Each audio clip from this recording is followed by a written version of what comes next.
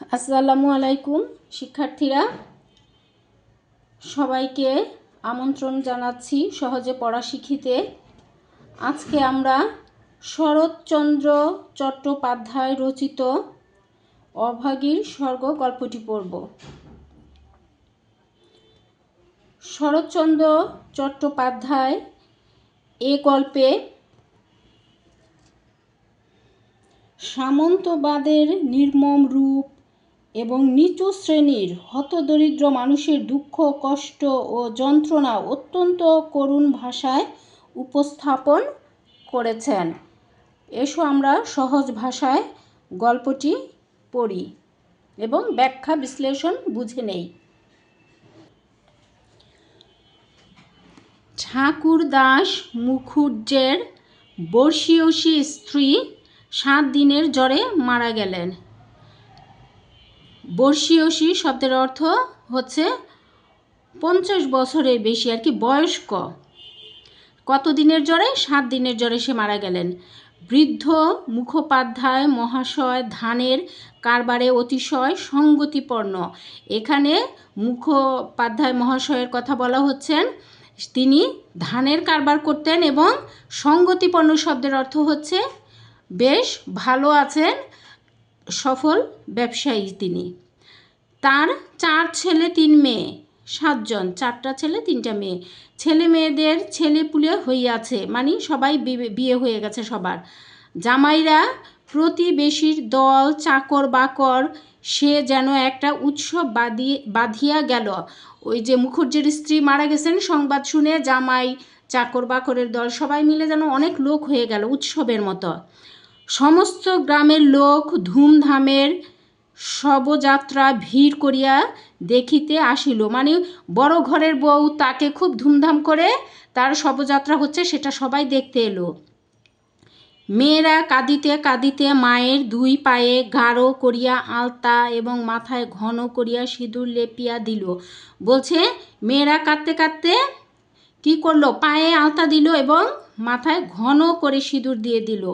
বধূরা ললাট চন্দনে চর্চিত করিয়া বহু মূল্য বস্ত্রে শাশুড়ির দেহ আচ্ছাদিত করিয়া দিয়া আঁচল দিয়া তাহার শেষ পদধূলি মুছাইয়া লইল। আর ছেলের বউরা কি করলো? চন্দনের গুঁড়া দিয়ে তাকে সাজানো হয়েছে এবং বহুমূল্য অনেক টাকার দামের শাড়ি পরিয়ে তাকে আচ্ছাদিত করা হয়েছে, ঢাকা হয়েছে এবং আঁচল দিয়ে, তার নিজেদের শাড়ির আঁচল দিয়ে শাশুড়ির পায়ের ধুলা মুছাইয়া দিল। পুষ্পে পত্রে গন্ধে মাল্যে কলরবে মনে হইল না এ কোনো শোকের ব্যাপার। এ যেন বড় বাড়ির গৃহিণী 50 বর্ষ পরে আর একবার নতুন করিয়া তাহার স্বামী গৃহে যাত্রা করিতেছেন। পুষ্পে মানে অনেক ফুল, পুষ্পপত্রে পাতায়, ফুল পাতায়, গন্ধে, মালায়, মানে এমন একটা অবস্থা, তাকে মৃত্যুর শোক বলা যাচ্ছে না, যেন মনে হলো মুখুজ্জের 50 ঊর্ধ্ব, মানে 50 বছরের বেশি বয়স হয়ে গেছে, সে আবার 50 বছর পরে নতুন করে যেন স্বামীর ঘরে আসলো, মানে তাকে এত সাজসজ্জা করানো হলো। বৃদ্ধ মুখোপাধ্যায় শান্ত মুখে তাহার চিরদিনের সঙ্গিনীকে শেষ বিদায় দিয়া অলক্ষ্যে 2 ফোঁটা চোখের জল মুছিয়া শোকার্ত কন্যা ও বধূগণকে সান্ত্বনা দিতে লাগিলেন। বলছে বৃদ্ধ মুখোপাধ্যায় অর্থ মুখুজ্জে মশাই, সে কি করলো? মুখোপাধ্যায় কিন্তু এখানে মুখুজ্জে মশাই। সে কি শেষ বিদায় দিল বউকে, 2 ফোঁটা চোখের জল হয়তো তার গড়িয়ে পড়লো, পুরুষ মানুষ বেশি কান্না করে না, আর নিজের মেয়ে এবং বউকে সান্ত্বনা দিতে লাগলো। প্রবল হরিধ্বনিতে প্রভাত আকাশ আলোড়িত করিয়া সমস্ত গ্রাম সঙ্গে সঙ্গে চলিল। বলছে যে মৃত্যুর পর হিন্দুদের ধর্ম অনুযায়ী তারা যে হরিধ্বনি তোলে, সেই ধ্বনি দিতে দিতে যেন সমস্ত গ্রামের মানুষই তাদের সঙ্গে চলল। আর একটি প্রাণী একটু দূরে থাকিয়া এই দলের সঙ্গী হইল। আর একজনের কথা বলা হচ্ছে, সে একটু দূরে থেকেই এই দলের সঙ্গী হলো, সে কাঙালির মা। এই কাঙালির মা হচ্ছে এই গল্পের কেন্দ্রীয় চরিত্র মধ্যে অন্যতম। এখানে গল্পের কেন্দ্রীয় চরিত্রই হচ্ছে দুইটি, একটি হচ্ছে কাঙালি, আরেকটি হচ্ছে কাঙালির মা, তার নাম অভাগী। সে তাহার কুটির প্রাঙ্গণে গোটা কয়েক বেগুন তুলিয়া এই পথে হাটে চলিয়াছিল। বলছে কুটির প্রাঙ্গণে মানে কি, বাড়ির উঠানে যে বেগুন গাছ আছে তার, সেই গাছ থেকে বেগুন তুলে হাটে বিক্রি করার জন্য যাচ্ছিল এই পথ দিয়ে। এই দৃশ্য দেখিয়া আর নড়িতে পারিল না। এই যে মুখুজ্জের বউয়ের মৃত্যুর ঘটনা দেখে, তার সাজসজ্জা, রব রব ধ্বনি, এগুলো দেখে সে আর নড়াচড়া বন্ধ হয়ে গেল।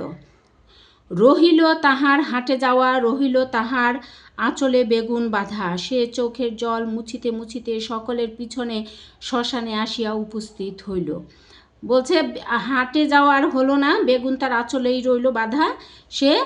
ও যেন কান্নাকাটি করতে করতে সবার পিছনে পিছনে শ্মশানে চলে আসলো।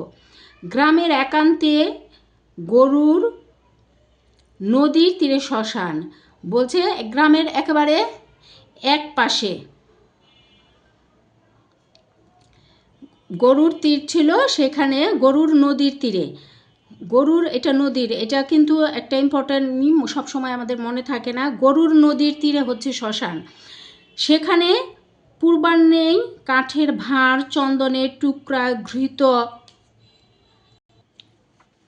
মধু, ধূপ, ধুনা প্রভৃতি উপকরণ সঞ্চিত হইয়াছিল। কাঙালির মা ছোট জাত, দুলের মেয়ে বলিয়া কাছে যাইতে সাহস পাইল না। বলছে ওই যে শ্মশানে নিয়ে আসলো, শ্মশানে আগেই চন্দন কাঠ দিয়ে তাকে পোড়ানো হবে, ঘি দিয়ে দেওয়া হবে, মধু, ধূপ, ধুনা সব আনা হয়েছিল আগেই। কাঙালির মা ছোট জাত বলা হচ্ছে, দুলের মেয়ে বলিয়া কাছে যাইতে সাহস পেল না। ওরা হচ্ছে মুখুজ্জ, যারা মারা গেল। আর কাঙালির মার হচ্ছে বংশ দুলের মেয়ে সে। এবং ওই যে হিন্দুদের মধ্যে কিন্তু তারা জাতিভেদ প্রথা অনেক বেশি মানে।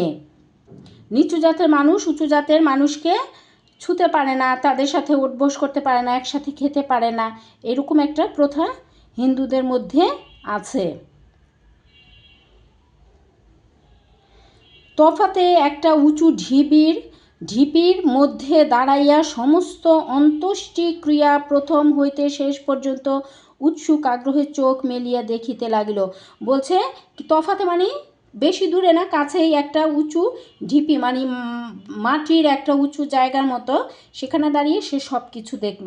প্রশস্ত পর্যাপ্ত চিতার পরে যখন সব স্থাপিত করা হইল, তখন তাহার রাঙা পা দুখানি দেখিয়া তাহার দু চক্ষু জুড়াইয়া গেল। ইচ্ছা হইল ছুটিয়া গিয়া এক বিন্দু আলতা মুছাইয়া লইয়া মাথায় দেয়। বলছে একেবারে খুব বড় প্রশস্ত করে আর কি, চওড়া করে এবং পর্যাপ্ত কাঠ দিয়ে চিতা জ্বালানো হয়েছিল। সেখানে যখন মুখুজ্জ মশাইয়ের বউকে শোয়ানো হলো, তখন তার পা দুটি বের হয়েছিল। তখন কাঙালির মার মনে হচ্ছিল সে যেন দৌড়ে গিয়ে কি করে, একটুখানি আলতা মুছে মাথায় দেয়। বহু কণ্ঠের হরিধ্বনির সহিত পুত্র হস্তের মন্ত্রপুত অগ্নি যখন সংযোজিত হইল, তখন তাহার চোখ দিয়া ঝরঝর করিয়া জল পড়িতে লাগিল। যখন মুখুজ্জের ছেলে সেখানে মন্ত্রপুত আগুন দিয়ে দিল মায়ের শবদেহে, তখন এদিকে ঝরঝর করে কাঙালির মা অভাগী কাঁদতে শুরু করল। মনে মনে বারংবার বলিতে লাগিল, ভাগ্যি মানি মা, তুমি স্বর্গে যাচ্ছ, আমাকেও আশীর্বাদ করে যাও, আমিও যেন এমনি কাঙালির হাতের আগুনটুকু পাই।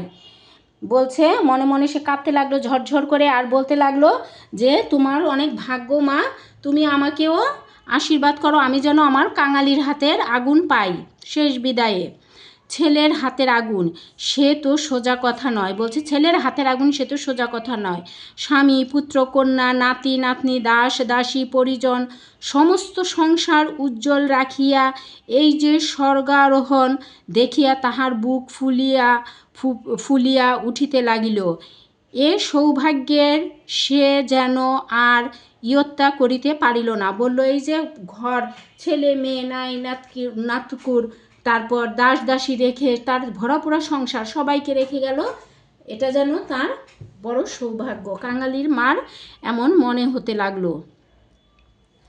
সদ্য প্রজ্বলিত চিতার অজস্র ধোঁয়া নীল রঙের ছায়া ফেলিয়া ঘুরিয়া ঘুরিয়া আকাশে উঠিতেছিল। কাঙালির মা ইহারই মধ্যে ছোট একখানি রথের চেহারা যেন স্পষ্ট দেখিতে পাইল। বলছে ওই যে ধোঁয়া উঠছিল তার মধ্যে যেন কাঙালির মা রথ দেখতে পেল। গায়ে তাহার কত না ছবি আঁকা, চূড়ায় তাহার কত না লতা পাতা জড়ানো, ভিতরে কে যেন বসিয়া আছে, মুখ তাহার চেনা যায় না, কিন্তু সিথায় তাহার সিঁদুরের রেখা পদতল দুটি আলতায় রাঙানো। ঊর্ধ্ব দৃষ্টে চাহিয়া কাঙালির মায়ের দুই চোখে অশ্রুর ধারা বহিতেছিল। এমন সময়ে একটি বছর 14-15 ছেলে তাহার আঁচলের টান দিয়া কহিল, হেথায় তুই দাঁড়িয়ে আছিস মা, ভাত রাঁধবি নে? ওই যে যখন সে রথ দেখলো ধোঁয়ার মধ্যে, তখন রথের গায়ে নানান রকমের ছবি লতা পাতা জড়ানো দেখলো, ভিতরে কেউ একজন বসা। তার মনে হলো কে বসা তার চেহারা চিনতে পারছিল না, মনে হলো তার সিঁথিতে সিঁদুর আছে আর পায়ে আলতা আছে। এমন সময় 14-15 বছরের একটা ছেলে তার আঁচল টেনে কি বলল, হেথায় তুই দাঁড়িয়ে আছিস, ভাত রাঁধবি নে? মা চমকিয়া ফিরিয়া চাহিয়া কহিল, রাঁধব ক্ষণ রে। হঠাৎ উপরে অঙ্গুলি নির্দেশ করিয়া ব্যগ্র স্বরে কহিল, দেখ দেখ বাবা, বামুন মা ওই রথে চড়ে স্বর্গে যাচ্ছে। বলছে ছেলেকে দেখালো হঠাৎ করে যে হ্যাঁ ভাত রাঁধব ক্ষণ, কিন্তু তখনই সে হঠাৎ হাত তুলে ছেলেকে দেখালো যে ওই যে বামুন মা স্বর্গে যাচ্ছে। ছেলে বিস্ময়ে মুখ তুলিয়া কহিল, কই? ক্ষণকাল নিরীক্ষণ করিয়া শেষে বলিল, তুই খেপেছিস? ও তো ধোঁয়া। রাগ করিয়া কহিল, বেলা দুপুর বাজে, আমার খিদে পায় না বুঝি? এবং সঙ্গে সঙ্গে মায়ের চোখে জল লক্ষ্য করিয়া বলিল, বামুনদের গিন্নি মরছে, তুই কেন কেঁদে মরিস মা? ছেলে বিস্ময়ে মুখ তুলে চেয়ে বলল, কই কোনো তো দেখা যাচ্ছে না, তুমি কেন এইখানে দাঁড়িয়ে দাঁড়িয়ে অকারণে সময় নষ্ট করছো? দুপুর গড়িয়ে বেলা বয়ে যাচ্ছে, আমার বুঝি খিদে পায় না? কাঙালির মার এতক্ষণে হুঁশ হইল। পরের জন্য শ্মশানে দাঁড়াইয়া এইভাবে অশ্রুপাত করায় সে মনে মনে লজ্জা পাইল। এমনকি ছেলের অকল্যাণের আশঙ্কায় মুহূর্তে চোখ মুছিয়া ফেলিয়া একটুখানি হাসিবার চেষ্টা করিয়া বলিল, কাঁদব কিসের জন্য রে? চোখে ধো লেগেছে বই তো নয়। বলল যে হঠাৎ তার হুঁশ হলো, মানে নিজের সম্বিতে ফিরে এসে বলল যে এখানে শ্মশানে দাঁড়িয়ে সে কাছে এতে ছেলের অমঙ্গল হতে পারে। সে সাথে সাথে চোখ মুছে হাসার চেষ্টা করে ছেলেকে বলবো যে কাঁদছি না তো, চোখে ধোঁয়া লেগেছে। হ্যাঁ ধোঁয়া লেগেছে বই তো না, তুই কাঁদতেছিলি তখন। কাঙালি মাকে বলছিল যে না ধোঁয়া লাগে নাই, তুমি কাঁদছিলে। মা আর প্রতিবাদ করিল না, ছেলের হাত ধরিয়া ঘাটে নামিয়া নিজেও স্নান করিল, কাঙালিকেও স্নান করাইয়া ঘরে ফিরিল। শ্মশান সৎকারের শেষটুকু দেখা আর তার ভাগ্যে ঘটিল না। বলছে ওই যে সৎকার যে করলো সেই সৎকারের শেষ অংশ আর সে দেখতে পেল না। ছেলেকে গোসল করালো, নিজেও গোসল করলো, তারপর ঘরে ফিরে এলো। সন্তানের নামকরণকালে পিতামাতার মূঢ়তায় বিধাতা পুরুষ অন্তরিক্ষে থাকিয়া অধিকাংশ সময়ে শুধু হাস্য করিয়াই ক্ষান্ত হন না, তীব্র প্রতিবাদ করেন। বলছে ছেলে মেয়ের নামকরণে পিতামাতার যে হীনমন্যতা সেটা দেখে বলছে বিধাতা অন্তরিক্ষে থেকে হাসেনি না, তিনি প্রতিবাদও যা করেন। তাই তাহাদের সমস্ত জীবনটা তাহাদের নিজের নামগুলোকেই যেন আমরণ ভ্যাংচাইয়া চলিতে থাকে। বলছে এই ধরনের নাম, এই যে কাঙালি, অভাগী, এই ধরনের নামগুলো কি করে, তাদের নিজেদেরকে তো সবসময় ভ্যাংচাইয়া মুখ ভেঙচি দিয়ে চলে। কাঙালির মার জীবনের ইতিহাস ছোট, কিন্তু সেই ছোট্ট কাঙ্গাল জীবনটুকু বিধাতার এই পরিহাসের দায় হইতে অব্যাহতি লাভ করিয়াছিল। বলছে যে তার জীবনের ইতিহাস খুবই ছোট, কিন্তু এই দুঃখ দুর্দশার জীবনে বিধাতা তার দায় থেকে তাকে অব্যাহতিও দিয়েছিল। তাহাকে জন্ম দিয়া মা মরিয়াছিল, বাপ রাগ করিয়া নাম দিল অভাগী। কাঙালির মার জন্মের সময় তার মা মারা যায়, বাবা রাগ করেন অভাগী নাম রেখেছে। মা নাই, বাপ নদীতে মাছ ধরিয়া বেড়ায়, তাহার না আছে দিন না আছে রাত। তবু যে কি করিয়া ক্ষুদ্র অভাগী একদিন কাঙালির মা হইতে বাঁচিয়া রহিল, সে এক বিস্ময়ের বস্তু। বলছে বাবা মা নাই, বাবা থেকেও নাই, সে মাছ ধরে সারাক্ষণ, দিন রাত তাদের একই রকম কষ্টে কাটে, তারপরও যে এই যে অভাগী বেঁচে আছে, এটাই বিস্ময়। যাহার সহিত বিবাহ হইল তাহার নাম রসিক বাঘ। বাঘের অন্য বাঘিনী ছিল, ইহাকে লইয়া সে গ্রামান্তরে উঠিয়া গেল। অভাগী তাহার অভাগ্য ও শিশুপুত্র কাঙালিকে লইয়া গ্রামেই পড়িয়া রহিল। বলছে যার সাথে বিয়ে হলো তার নাম হচ্ছে রসিক বাঘ। বাঘের অন্য বাঘিনী ছিল, এটা ইম্পর্টেন্ট লাইন। বাঘিনী ছিল মানে তার আরেকটা বউ ছিল। কাঙালি হওয়ার পর সে কি করলো, অভাগীকে ফেলে রেখে তার সেই বাঘিনীকে নিয়ে সে অন্যত্র বসবাস, অন্য গ্রামে চলে গেল। গ্রামান্তরে মানে অন্য গ্রামে। অভাগী তার শিশুপুত্র কাঙালিকে নিয়ে এ গ্রামেই রয়ে গেল। তাহার সেই কাঙালি বড় হইয়া আজ 15 পা দিয়াছে, সবেমাত্র বেতের কাজ শিখিতে আরম্ভ করিয়াছে। অভাগীর আশা হইয়াছে আরও বছরখানেক তাহার অভাগ্যের সহিত যুঝিতে পারিলে দুঃখ ঘুচিবে। এই দুঃখ যে কি যিনি দিয়াছেন তিনি ছাড়া আর কেহই জানে না। কাঙালির বয়স 15 হয়েছে, 15 আর কি পা দিল, 14 হয়েছে, 15তে পা দিয়েছে কিন্তু 15 হয়নি। তারপর বলছে তাকে বেতের কাজ শিখতে দিয়েছে। বলছে যে বছরখানেক যদি বেতের কাজ শিখতে পারে তাহলে যুঝিতে মানে যুদ্ধ করিতে, এই দুর্ভাগ্য জীবনের যুদ্ধের সাথে তাকে আর লড়তে হবে না, যুদ্ধ ঘুচে যাবে। এই দুঃখ যে কি যিনি দিয়াছেন তিনি ছাড়া আর কেউ জানেন না। কাঙালি পুকুর হইতে আঁচাইয়া আসিয়া দেখিল তাহার পাতের ভুক্তাবশেষ মা একটা মাটির পাত্রে ঢাকিয়া রাখিতেছে। আশ্চর্য হইয়া জিজ্ঞাসা করিল, তুই খেলি না মা?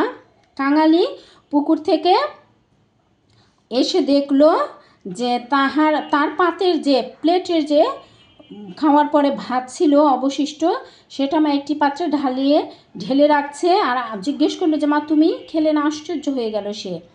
বেলা গড়িয়ে গেছে বাবা, এখন আর খিদে নেই। অভাগী ছেলেকে উত্তর দিল যে বেলা হয়ে গেছে, এখন আর খিদে নেই তার।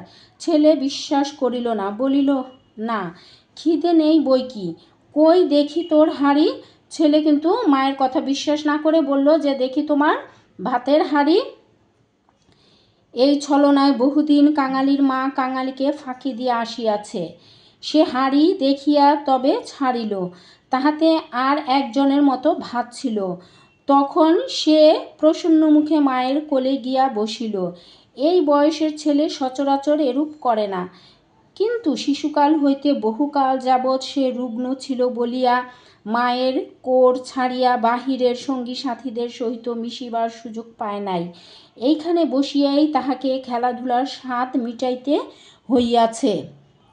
এখানে বলছে ছেলে জেদ করে হাতে ভাতের হাঁড়ি খুলেই দেখলো, কারণ মা অনেক দিন থেকে এভাবে ফাঁকি দিয়েছে যে ভাত আছে, আমার খেতে ইচ্ছে করে না। সেদিন অবশ্য একজনের পরিমাণ ভাত ছিল।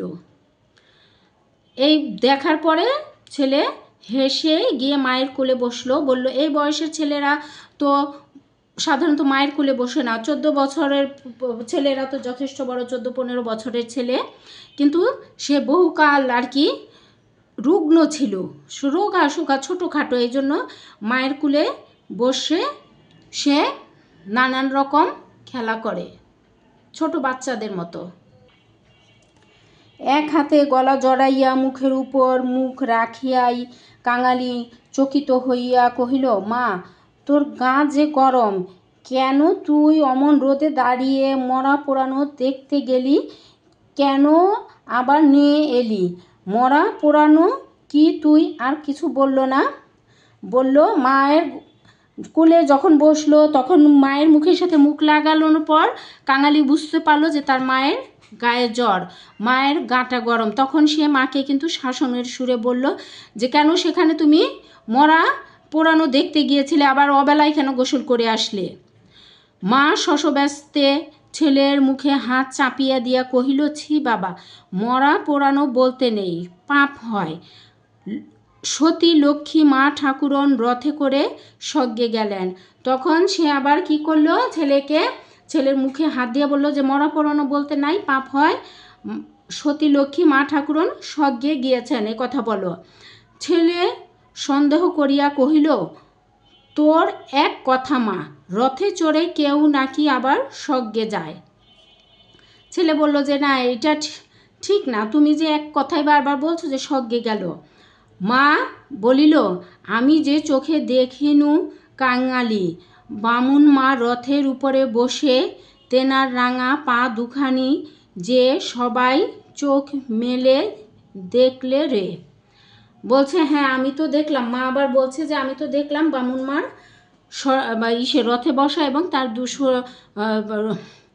রাঙা দুটি পা সবাই দেখলো, শুধু আমি কেন? সবাই দেখলে? আবার কাঙালি প্রশ্ন করলে। সবাই দেখলে, অভাগী বলল। কাঙালি মায়ের বুকে ঠেস দিয়া বসিয়া ভাবিতে লাগিল, মাকে বিশ্বাস করাই তাহার অভ্যাস। বিশ্বাস করিতেই সে শিশুকাল হইতে শিক্ষা করিয়াছে। সেই মা যখন বলিতেছে সবাই চোখ মেলিয়া এত বড় ব্যাপার দেখিয়াছে, তখন অবিশ্বাস করিবার আর কিছু নাই। খানিক পরে আস্তে আস্তে কহিল, তাহলে তুইও তো মা স্বর্গে যাবি। বিন্দির মা সেদিন রাখালের পিসিকে বলতেছিল, কাংলার মার এত সতী লক্ষ্মী আর দুলে পাড়ায় নেই। তখন কাঙালি মায়ের বুকে ঠেস দিয়ে মাকে বিশ্বাস করলো, যে ছোটোবেলা থেকে সে মাকে বিশ্বাস করে আসছে, মায়ের কথায় বিশ্বাস ছাড়া সে অন্য কিছু শিখে নাই।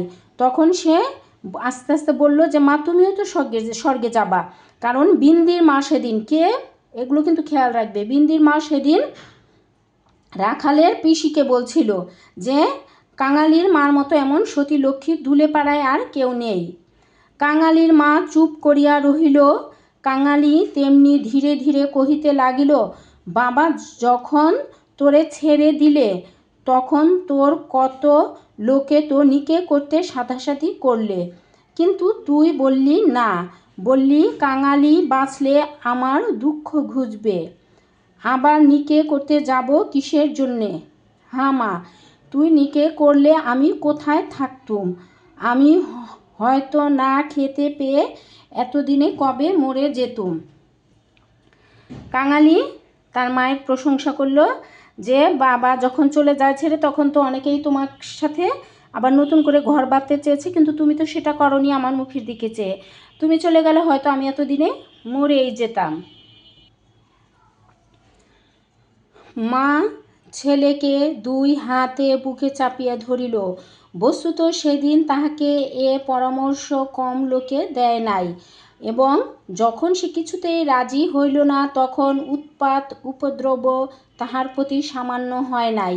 সেই কথা স্মরণ করিয়া অভাগীর চোখ দিয়া জল পড়িতে লাগিল। ছেলে হাত দিয়া মুছাইয়া দিয়া বলিল, কেতাটা পেতে দেব মা, শুবি? বলছে মানুষের যখন বিয়ের প্রস্তাব সে ফিরিয়ে দিত তখন তারা নানানভাবে উৎপাত উপদ্রব তাকে জ্বালাতনও করেছে। সেসব কথা মনে হয়ে অভাগীর কান্না আসতে লাগলো। ছেলে মায়ের চোখের জল মুছে দিয়ে বলল যে কাঁথা পেতে দিবে কিনা মা, শুবে কিনা। মা চুপ করিয়া রহিল। কাঙালি মাদুর পাতিল, কাঁথা পাতিল, মাচার উপর হইতে ছোট বালিশটি পাড়িয়া দিয়া হাত ধরিয়া তাহাকে বিছানায় টানিয়া লইয়া যাইতে মা কহিল, কাঙালি, আজ তোর আর কাজে গিয়ে কাজ নেই। মা চুপ করে রইল, বিছানার কথা কিছু বলল না। কাঙালি নিজেই মাদুর পাতলো, তার উপর কাঁথা বিছালো, তারপর মাচার গ্রাম দেশে বেতের মাচা থাকে, সেই মাচার উপর থেকে ছোট বালিশ নামিয়ে মাকে হাত টেনে নিয়ে সেখানে শুইয়ে দিল। তখন মা বলল যে কাঙালি, আজকে আর তোর কাজে যে দরকার নেই। কাজ কামাই করিবার প্রস্তাব কাঙালির খুব ভালো লাগিল, কিন্তু কহিল, জল পানির পয়সা দুটো তো তাহলে দেবে না মা? বলল, কাজে যেতে না বলছি সেটা তার ভালো লেগেছে, কিন্তু বলল যে তাহলে তো পয়সা দেবে না। না দিক গে, আয় তোরে রূপ কথা বলি। বলল, যার না দেয় না দেখ, রূপ কথা শোনাই। আর প্রলুব্ধ করিতে হইল না। কাঙালি তৎক্ষণাৎ মায়ের বুক ঘেঁষিয়া শুইয়া পড়িয়া কহিল, বল তাহলে রাজপুত্রুর, কোটালপুত্রুর আর সেই পঙ্খিরাজ ঘোড়া। অভাগী রাজপুত্র, কোটালপুত্র আর পঙ্খিরাজ ঘোড়ার কথা দিয়া গল্প আরম্ভ করিল। এ সকল তাহার পরের কাছে কতদিনের শোনা আর কতদিনের বলা উপকথা। কিন্তু মুহূর্ত কয়েক পরে কোথায় গেল তাহার রাজপুত্র আর কোথায় গেল তাহার কোটাল পুত্র। সে এমন উপকথা শুরু করিল যাহা পরের কাছে তাহার শেখা নয়, নিজের সৃষ্টি। জ্বর তাহার যত বাড়িতে লাগিল, উষ্ণ রক্তস্রোত যত দ্রুত বেগে মস্তিষ্কে বহিতে লাগিল, ততই সে যেন নব নব উপকথার ইন্দ্রজাল রচনা করিয়া চলিতে লাগিল। তাহার বিরাম নাই, বিচ্ছেদ নাই। কাঙালির স্বল্প দেহ বারবার রোমাঞ্চিত হইতে লাগিল। ভয়ে বিস্ময়ে পুলকে এসে সজোরে মায়ের গলা জড়াইয়া তাহার বুকের মধ্যে যেন মিশিয়া যাইতে চাহিল। রাজপুত্র, কোটালের পুত্র, ঘোড়ার কথা, পঙ্খিরাজ, এসব দিয়ে গল্প শুরু করলেও সে পরে এগুলো তার বা অন্যের কাছে শোনা গল্প, কিন্তু পরে সে নিজে নিজে গল্প বলতে শুরু করলো, যেগুলো শুনে কাঙালি যেন শিউরে উঠল এবং মায়ের বুকের সাথে মিশে গেল ভয়ে। বাহিরে বেলা শেষ হইল, সূর্য অস্ত গেল। সন্ধ্যার ম্লান ছায়া গাঢ়তর হইয়া চরাচর ব্যপ্ত করিল, কিন্তু ঘরের মধ্যে আজ আর দীপ জ্বলিল না। গৃহস্থের শেষ কর্তব্য সমাধা করিতে কেহ উঠিল না। নিবিড় অন্ধকারে কেবল রুগ্ন মাতার অবাধ গুঞ্জন নিস্তব্ধ পুত্রের কর্ণে সুধাবর্ষণ করিয়া চলিতে লাগিল। বলছে, বেলা শেষ হয়ে গেল, সূর্য অস্ত গেল, অন্ধকার ঘনিয়ে এলো, কিন্তু তাদের ঘরে আজকে আর কেউ আলো জ্বালল না। নিবিড় অন্ধকারের মধ্যে রুগ্ন মায়ের অবাধ গুঞ্জন, নিস্তব্ধ নীরব ছেলের কানে যেন সুধাবর্ষণ শুধু করতে লাগলো। সেই শ্মশান যাত্রার কাহিনী বলল। সেই শ্মশান দেখে আসা, শ্মশান এবং শ্মশান যাত্রার কাহিনী বারবার বলতে লাগলো। সেই রথ, সেই রাঙা পাটি, সেই তার স্বর্গে যাওয়া। কেমন করিয়া শোকার্ত স্বামী শেষ পদধূলি দিয়া কাঁদিয়া বিদায় দিলেন, কি করিয়া হরিধ্বনি দিয়া ছেলেরা মাতাকে বহন করিয়া লইয়া গেল। তারপরে সন্তানের হাতের আগুন, সে আগুন তো আগুন নয় কাঙালি, সে তো হরি। তার আকাশজোড়া ধুয়ো তো ধুয়ো নয় বাবা, সে তো স্বর্গের রথ। কাঙালি চরণ বাবা আমার। সে ওই ঘুমের ঘোরে, জ্বরের ঘোরে ছেলেকে ওই যে মুখর্জির স্ত্রীর কিভাবে বিদায় হলো, কিভাবে কি হলো, সেগুলোই বারবার বলছিল। কি মা? কাঙালি চরণে যে বলল বাবা আমার, কাঙালি চরণ। তখন কাঙালি বলল, কি মা, তোর হাতের আগুন যদি পাই বাবা বামুন মার মতো আমিও স্বর্গে যেতে পারবো। কাঙালি অস্ফুটে শুধু কহিল, যা, বলতে নেই। ছেলেকে সে বলল যে আমি যদি তোর হাতের আগুন পাই তাহলে বামুন মায়ের মতো আমিও স্বর্গে যাব। কিন্তু ছেলে বলল যে না, এসব কথা বলো না, বলতে নেই। মা সে কথা বোধ করি শুনিতেই পাইল না। তপ্ত নিঃশ্বাস ফেলিয়া বলিতে লাগিল, ছোট জাত বলে তখন কিন্তু কেউ ঘেন্না করতে পারবে না, দুঃখী বলে কেউ ঠেকিয়ে রাখতে পারবে না। ইস, ছেলের হাতের আগুন, রথকে যে আসতেই হবে। বলছে ছেলে যখন আগুন দিবে তার সবে, তখন কেউ তাকে ঘৃণা করতে পারবে না, ছোট জাত বলতে পারবে না, কারণ ছেলের হাতের আগুন পেয়েছে সে। ছেলে মুখের উপর মুখ রাখিয়া ভগ্নকণ্ঠে কহিল, বলিস নে মা, বলিস নে, আমার বড্ড ভয় হয়। ছেলে বলল যে এসব বলো না, আমার ভয় করে। মা কহিল, আর দেখ কাঙালি, তোর বাবাকে একবার ধরে আনবি, তেমনি যেন পায়ের ধুলো মাথায় দিয়ে আমাকে বিদায় দেন।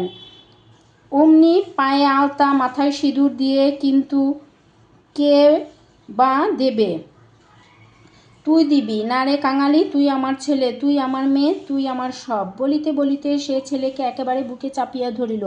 বলল যে আমার শেষ বিদায়ের সময় তোর বাবাকে ধরে আনবি, সে যেন পায়ের ধুলি দিয়ে আমাকে বিদায় দেয়, আর আমাকে সিঁদুর দিয়ে দিবি, আলতা দিয়ে দিবি, কেউ না দেখ, আমার তো আর মেয়ে নাই, তুই আমার মেয়ে, তুই আমার ছেলে, তুই দিয়ে দিবি। অভাগীর জীবন নাট্যের শেষ অঙ্ক পরিসমাপ্ত হইতে চলিল। বিস্তৃতি বেশ নয়, সামান্যই। বোধ করি 30টা বছর আজও পার হইয়াছে, কি হয় নাই, শেষও হইল তেমনি সামান্যভাবে। বলছে তার বয়স 30 বছরের মতো, হয়তো 30 পার হয় নাই, তার জীবন পরিসমাপ্তি ঘটল, শেষ হলো।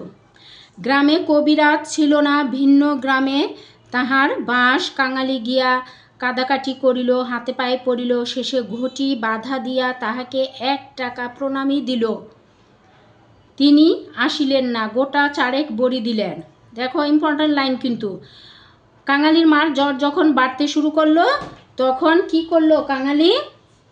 কবিরাজের কাছে গেল। নিজেদের গ্রামে কোনো কবিরাজ ছিল না, অন্য গ্রামে, ভিন গ্রামে কবিরাজ আনতে গেল, কান্নাকাটি করলো, কিন্তু কাজ হলো না। শেষে ঘটি বাধা দিল 1 টাকায়। কবিরাজ আনার জন্য কাঙালি কত টাকায় ঘটি বাধা দিল? 1 টাকায়। তারপরে হাত পা ধরিয়া সেই কবিরাজের কাছ থেকে ঔষধ, কবিরাজ কিন্তু আসে নাই, ঔষধ দিয়ে দিয়েছিল এবং সেটা খাওয়াতে বলেছিল। হাত পাতিয়া বড়ি কয়টি গ্রহণ করিয়া মাথায় ঠেকাইয়া উনানে ফেলিয়া দিয়া কহিল, ভালো হইতো, এতেই হবে। বাগদি দুলের ঘরে কেউ কখনো ওষুধ খেয়ে বাঁচে না। কাঙালির মা রাগ করে সেটা কি করলো? ফেলে দিল। 4টা বড়ি দিয়েছিল, সেটা ফেলে দিয়ে বলল যে মধু, খল, আদা সত্ত্ব, তুলসী পাতার রস, এগুলো খাবে, এগুলো খেলেই সে ভালো হয়ে যাবে। কেন? সে ঘটি বাধা দিয়ে ওষুধ আনতে গেল, রাগ করে বড়ি 4টা উনুনে ফেলে দিল।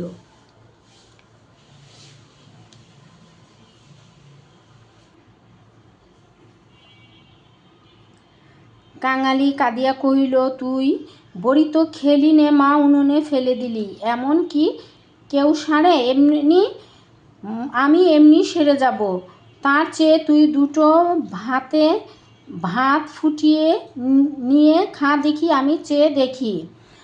কাঙালি এই প্রথম অপটু হস্তে ভাত রাঁধিতে প্রবৃত্ত হইল। মা না পারিল ফ্যান ঝাড়িতে, না পারিল ভালো করিয়া ভাত বাড়িতে। উনান তাহার জ্বলে না, ভিতরে জল পড়িয়া ধোঁয়া হয়। ভাত ঢালিতে চারিদিকে ছড়াইয়া পড়ে। মায়ের চোখ ছলছল করিয়া আসিল। নিজে একবার উঠিবার চেষ্টা করিল, কিন্তু মাথা সোজা করিতে পারিল না, শয্যায় লুটাইয়া পড়িল। খাওয়া হইয়া গেলে ছেলেকে কাছে লইয়া কি করিয়া কি করিতে হয় বিধি মতে উপদেশ দিতে গিয়া তাহার ক্ষীণ কণ্ঠ থামিয়া গেল। চোখ দিয়া কেবল অবিরল ধারায় জল পড়িতে লাগিল। বলছে যে মায়ের কথা শুনে কাঙালি ভাত রান্না করতে গেল অপটু হাতে। সে ভালো ভাত রান্না করতে পারে না। চুলায় পানি পড়ে চুলায় ধোয়া হলো, তারপরও রান্না করে সে খেলো এবং খেয়ে মার কাছে আসলো।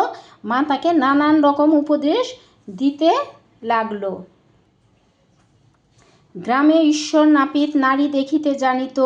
পরদিন সকালে সে হাত দেখিয়া তাহারই সম্মুখে মুখ গম্ভীর করিল, দীর্ঘশ্বাস ফেলিল এবং শেষে মাথা নাড়িয়া উঠিয়া গেল। কাঙালির মা ইহার অর্থ বুঝিল, কিন্তু তাহার ভয়ই হইল না।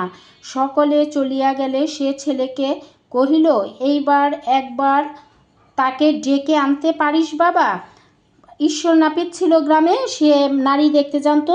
সে মুখ গম্ভীর করে নারী দেখে আর কি বুঝতে পারলো যে কাঙালির মারার সময় বেশি নাই, সে চলে গেলে কাঙালির মা ঠিক বুঝতে পারলো, কিন্তু ভয় হলো না। সে কাঙালির বাবাকে একবার ডেকে আনতে বলল।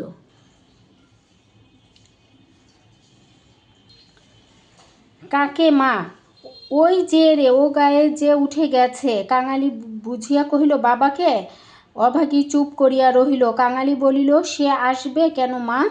অভাগীর নিজেরই যথেষ্ট সন্দেহ ছিল, তথাপি আস্তে আস্তে কহিল, গিয়া বলবি মা শুধু একটু তোমার পায়ের ধুলো চায়। সে তখনই যাইতে উদ্যত হইলে সে তাহার হাতটা ধরিয়া ফেলিয়া বলিল, একটু কাদাকাটা করিস বাবা, বলিস মা যাচ্ছে। একটু থামিয়া কহিল, ফেরবার পথে অমনি নাপতে বৌদির কাছ থেকে একটু আলতা চেয়ে আনিস কাঙালি। আমার নাম করলেই সে দেবে, আমাকে বড় ভালোবাসে। কাঙালিকে পাঠালো রসিক দুলেকে আনার জন্য, রসিক বাঘকে।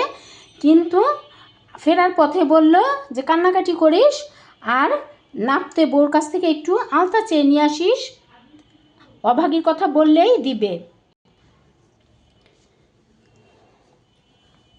ভালো তাহাকে অনেকেই বাসিত। জ্বর হওয়া অবধি মায়ের মুখে সে এই কয়টা জিনিসের কথা এতবার এত রকম করিয়া শুনিয়াছে যে সে সেইখান হইতে কাঁদিতে কাঁদিতে যাত্রা করিল। পরদিন রসিক দুলে, আগে কিন্তু রসিক বাঘ ছিল, আমরা পড়েছি যে এই যে রসিক দুলে, তাকে দুই জায়গায় দুই রকম নাম বলা হয়েছে। সময় মতো যখন আসিয়া উপস্থিত হইল তখন অভাগীর আর বড় জ্ঞান নাই। মুখের পরে মরণের ছায়া পড়িয়াছে, চোখের দৃষ্টি এ সংসারের কাজ সারিয়া কোথায় কোন অজানা দেশে চলিয়া গেছে। মানে রসিক দুলে যখন আসলো তখন অভাগীর আর জ্ঞান নাই। কাঙালি কাঁদিয়া কহিল, মাগো, বাবা এসেছে, পায়ের ধুলো নেবে যে। মা হয়তো বুঝিল, হয়তো বুঝিল না, হয়তোবা তাহার গভীর সঞ্চিত বাসনা সংস্কারের মতো তাহার আচ্ছন্ন চেতনায় ঘা দিল। এই মৃত্যু পথযাত্রী তাহার অবশ বাহুখানি শয্যার বাহিরে বাড়াইয়া হাত পাতিল।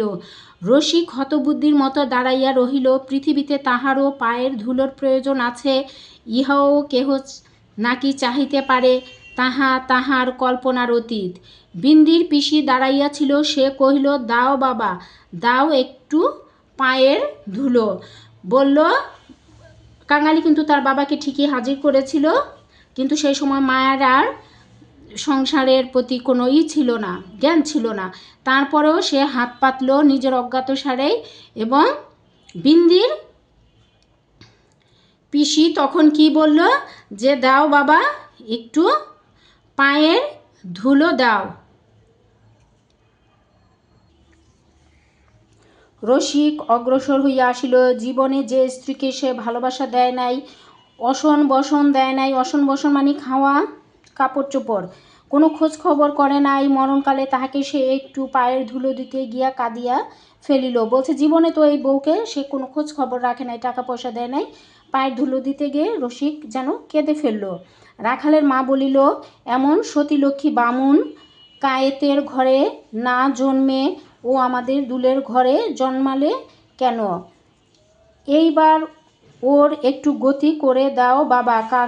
কাঙ্গালার হাতের আগুনের লোভে ও যেন প্রাণটা দিলে। অভাগীর অভাগ্যের দেবতা অগোচরে বসিয়া কি ভাবিলেন জানি না, কিন্তু ছেলে মানুষ কাঙালির বুকে গিয়া এ কথা যেন তীরের মতো বিঁধিল। এই যে ছেলের হাতের আগুন, এ কথা কাঙালির খুব বেশি করে মর্মগত হলো। সেদিন দিনের বেলাটা কাটিল, প্রথম রাত্রিটা কাটিল, কিন্তু প্রভাতের জন্য কাঙালির মা আর অপেক্ষা করিতে পারিল না। কি জানি এত ছোট জাতের জন্য স্বর্গে রথের ব্যবস্থা আছে কিনা, কিংবা অন্ধকারে পায়ে হাঁটিয়াই তাহাদের রওনা হইতে হয়। কিন্তু এটা বুঝা গেল, রাত্রি শেষ না হইতেই এ দুনিয়া সে ত্যাগ করিয়া গেছে। রাত শেষ হওয়ার আগেই কাঙালির মা দুনিয়া ত্যাগ করে গেল। কুটির প্রাঙ্গণে একটা বেল গাছ, একটা কুড়াল চাহিয়া আনিয়া রসিক তাহাতে ঘা দিয়াছে কি দেয় নাই, জমিদারের দারোয়ান কোথা হইতে ছুটিয়া আসিয়া তাহার গালে সশব্দে একটা চর কষাইয়া দিল। কুড়াল কাড়িয়া লইয়া কহিল, শালা, এ কি তোর বাপের গাছ আছে যে কাটতে লেগেছিস? কাঙালির মা মারা যাওয়ার পরে রসিক বাঘ কি করলো, তাদের উঠোনে একটা বেল গাছ ছিল, সে একটা কুড়োল নিয়ে সে গাছে কাটতে গেল। অমনি জমিদারের দারোয়ান কোত্থেকে যেন এসে তার গালে একেবারে জোরে সোরে একটা চর দিয়ে বসলো, যে এই গাছ কি তোর বাবার গাছ যে এখানে এসে কাটছিস? রসিক গালে হাত বুলাইতে লাগিল। কাঙালি কাদো কাদো হইয়া বলিল, বা, এ যে আমার মায়ের হাতে পোতা গাছ, দারোয়ানজি, বাবাকে খামোকো তুমি মারলে কেন? কাঙালি এর প্রতিবাদ করলো যে এটা তো আমাদেরই গাছ। হিন্দুস্তানি দারোয়ান তাহাকেও একটা অশ্রাব্য গালি দিয়া মারিতে গেল, কিন্তু সে নাকি তাহার জননীর মৃতদেহ স্পর্শ করিয়া বসিয়াছিল, তাই অশৌচের ভয়ে তাহার গায়ে হাত দিল না। হাঁকাহাঁকিতে একটা ভিড় জমিয়া উঠিল। কেহই অস্বীকার করিল না যে বিনা অনুমতিতে রসিকের গাছ কাটিতে যাওয়াটা ভালো হয় নাই। দারোয়ান কাঙালিকেও একটা অশ্রাব্য ভাষায় গালি দিল, এবং গালি দেওয়ার পর তাকে মারতে আসলো, কিন্তু যে নিচু জাত এজন্য তাকে ছুলে তো গোসল করতে হবে, এজন্য মারলো না। পরে সবাই ভিড় হয়ে গেল। ভিড় হওয়ার পর সবাই কিন্তু অস্বীকার করলো যে না, বিনা অনুমতিতে গাছ কাটতে যাওয়া ঠিক হয় নাই। তারপরেও দারোয়ানের হাতে পায়ে পড়তে লাগলো যে এটা কাঙালির মার শেষ ইচ্ছা, গাছটা কাটতে দেওয়া হোক।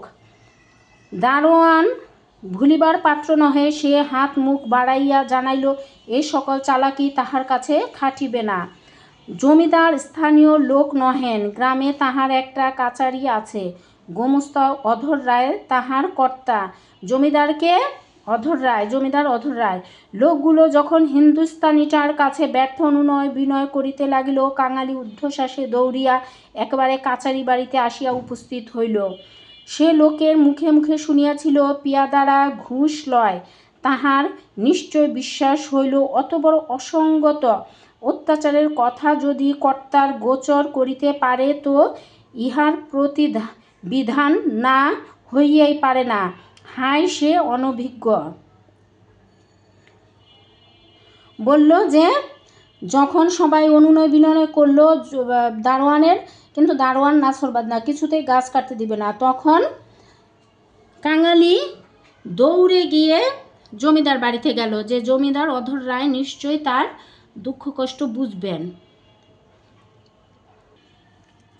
বাংলাদেশের জমিদার ও তাহার কর্মচারীকে সে চিনিত না।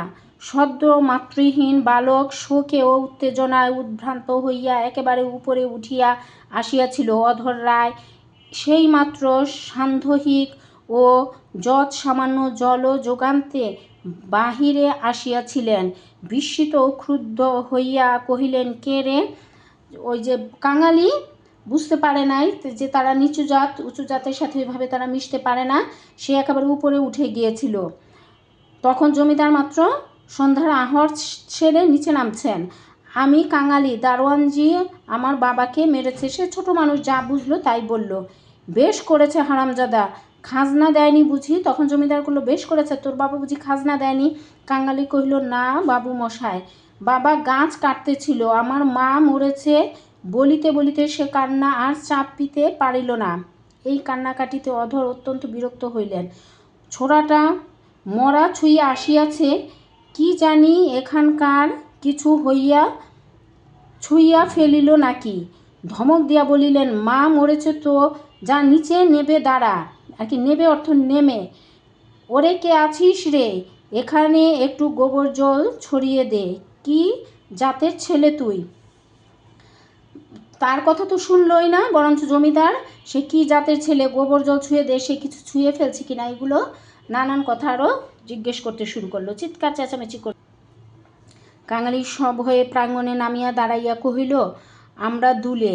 অধর কহিলেন, দুলে? দুলের মরার কাঠ কি হবে শুনি? কাঙালি বলিল, মা যে আমাকে আগুন দিতে বলে গেছে। তুমি জিজ্ঞেস করো না বাবু মশাই, মা যে সবাইকে বলে গেছে, সকলে শুনেছে যে। মায়ের কথা বলিতে গিয়া তাহার অনুক্ষণের সমস্ত অনুরোধ উপরোধ মুহূর্ত স্মরণ হইয়া কণ্ঠ যেন তাহার কান্নায় ফাটিয়া পড়িতে চাহিল। অধর কহিলেন, মাকে পোড়াবি তো গাছের দাম 5 টাকা আনগে পারবি? ওই অধর রায়কে, জমিদার অধর রায়কে যখন সে সব বলল যে আমার মা তার শবদেহ পোড়াতে বলছে, তখন সে বলল যে ঠিক আছে 5 টাকা আন, গাছের দাম 5 টাকা, যদি আনতে পারিস তাহলে পারবি। কাঙালি জানিত তাহা অসম্ভব, তাহার উত্তরীয় কিনিবার মূল্য স্বরূপ তাহার ভাত খাইবার পিতলের কাশিটি বিন্দির পিসি 1 টাকায় বাধা দিতে গিয়াছে, সে চোখে দেখি আসিয়াছে। সে ঘাড় নাড়িল, বলিল না, বলল যে না, সে তো 5 টাকা দিতে পারবে না। তার কাপড় কেনার জন্য বিন্দির পিসি 1 টাকা দিয়ে তার পিতলের কাশিটি সেটা বন্ধক দিতে গেছে। অধর মুখখানা অত্যন্ত বিকৃত করিয়া কহিলেন, না তো মাকে নিয়ে নদীর চড়ায় পুঁতে ফেলগে যা, কার বাবার গাছে তোর বাপ কুড়োল ঠেকাতে যায়। পাঁজি হতবাগা নচ্ছার আরও বকাঝকা করলো, কোনো তো সুরাহা হলোই না, বকা দিল আরো।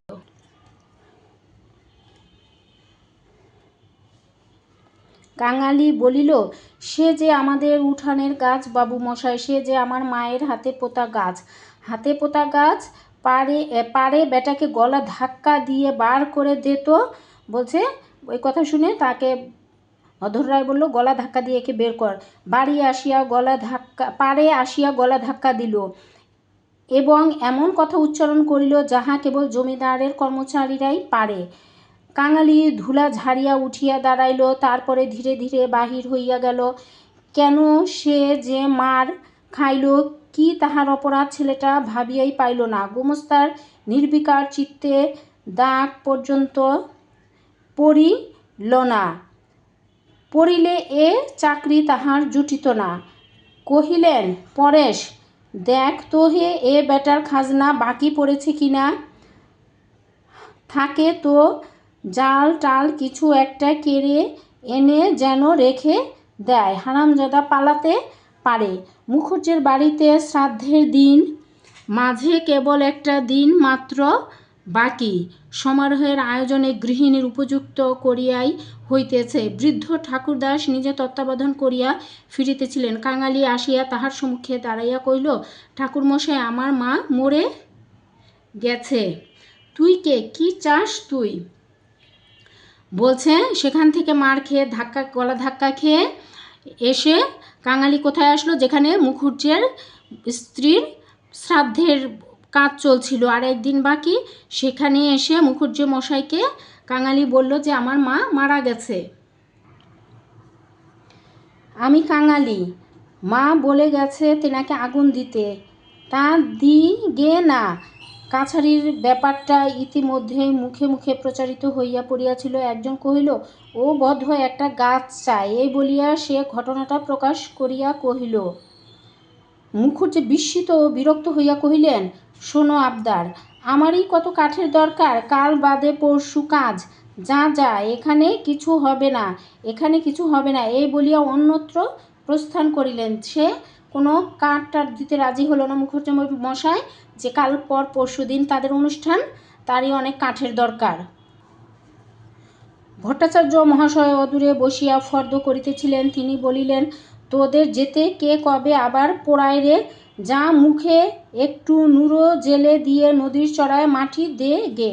মুখোপাধ্যায় মহাশয়ের বড় ছেলে ব্যস্ত সমস্তভাবে এই পথে কোথায় যাইতেছিলেন। তিনি কান খাড়া করিয়া একটু শুনিয়া কহিলেন, দেখছেন ভট্টাচার্য মশাই, সব বেটারাই এখন বামুন কায়েত হতে চায়। এটা কিন্তু ইম্পর্টেন্ট লাইন। বামুন কায়েত হতে চায় মানে কি, ওই যে মরা পোড়াতে চাইলো বলেই তারা মনে করলো যে ওরা ছোট জাত, ওরা এখন এই সব করে সব পড়িয়ে বামুন হতে চায় বলিয়া কাজের ঝোঁকে আর কোথায় চলিয়া গেলেন। এটাকে ভট্টাচার্য মশাইয়ের বড় ছেলে। কাঙালি আর প্রার্থনা করিল না। এই ঘণ্টা দুয়েকের অভিজ্ঞতায় সংসারে সে যেন একেবারে বুড়া হইয়া গিয়াছিল।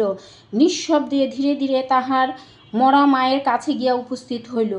নদীর চরে গর্ত করিয়া অভাগীকে শোয়ানো হইল। রাখালের মা কাঙালির হাতে একটা খড়ের আঁটি জ্বালিয়া দিয়া তাহারই হাত ধরিয়া মায়ের মুখে স্পর্শ করাইয়া ফেলিয়া দিল। তারপরে সকলে মিলিয়া মাটি চাপা দিয়া কাঙালির মায়ের শেষ চিহ্ন বিলুপ্ত করিয়া দিল। সবাই সকল কাজে ব্যস্ত। শুধু সেই পোড়া খড়ের আঁটি হইতে যে স্বল্প ধোঁয়াটুকু ঘুরিয়া ঘুরিয়া আকাশে উঠিতেছিল, তাহারই প্রতি পলকহীন চক্ষু পাতিয়া কাঙালি ঊর্ধ্ব দৃষ্টে স্তব্ধ হইয়া চাহিয়া রহিল। বলছে, এই যে নানান জায়গায় নানা ঘাত প্রতিঘাতে কাঙালি যেন বুড়ো বয়সে পৌঁছে গিয়েছিল। শেষ পর্যন্ত কোনো গতি করতে না পেরে মায়ের লাশের কাছে চলে আসলো, সবের কাছে। তারপর নদীর চর খুঁড়িয়া সেখানে গর্ত করিয়া তার মাকে সেখানে রেখে একটুখানি খড় জেলে তার মায়ের মুখটা স্পর্শ করে ফেলে দিল। আর সবাই মাকে মাটি চাপা দিয়ে দিল, যে যার মতো চলে গেল। আর কাঙালি ওই যে খড়ে একটুখানি খড়, একটু খড়ের মধ্যে যে ধোঁয়া জ্বালানো হয়েছিল, আগুন জ্বালানো ছিল, তা থেকে যে ধোঁয়া বেরোলো, কাঙালি অভাগীর মতোই সেই ধোঁয়ার দিকে এক দৃষ্টি অপলকে চেয়ে রইল। এই চেয়ে থাকার কারণ কি ছিল, যে এই ধোঁয়ায় করেই সে দেখবে তার মা স্বর্গে যাচ্ছে। অনেক বড় গল্প এটা, আমরা অনেক দ্রুত পড়েছি, তারপরও আশা করি তোমাদেরকে বোঝাতে পেরেছি। তোমরা সবাই ভালো থেকো। সহজে পড়া শিখিকে সাবস্ক্রাইব করো, লাইক দিও, শেয়ার করো। সবাইকে ধন্যবাদ। আসসালামু আলাইকুম।